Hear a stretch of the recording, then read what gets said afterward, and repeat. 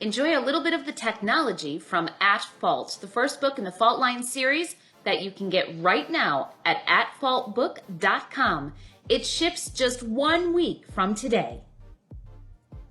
Several decks up from the surface of the water, large white panels surrounded the entire city ship Tatsu. On Mick's order and Kate's subsequent execution of it, those panels flipped down against the sides of the Tatsu, revealing hundreds of smaller ships. Bamboo nets served as barriers between the ships and the air outside. Without the nets, an open hatch could result in a Tatsuan falling to the ocean surface. From the bay deck height, the landing would be no different than falling from a tall building onto a concrete bed. Generically, all of the occupants of the Tatsu's bay deck were termed side ships, but their functions were as varied as their paint jobs. Some side ships were capable of holding their own staffs or families. Those that held the latter were modern-day recreational vehicles known as day ships. Day ship families were free to take their own expeditions while still calling the city ship home. They were the little ducklings to the mama duck of the Tatsu.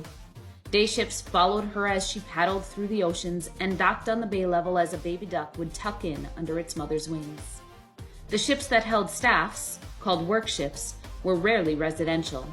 The work ships included merchants and commuter ships. Still others were charged with conducting ocean mining or toxic cleanup activities alongside the GU or Zoeland scrubber crews.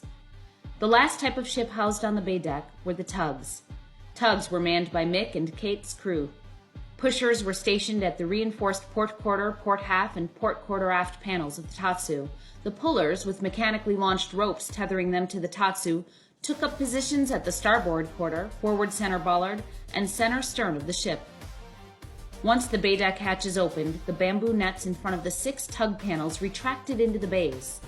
Entire teams of engineers manipulated sets of ship lifts, the mechanical arms that would carry work ships, day ships, and tugs nearly 50 meters down to the surface of the water. The tug ship lifts conveyed their fully crewed vessels outward 20 meters away from the side of the Tatsu. Then ship lift operators slowly lowered the tugs to the water.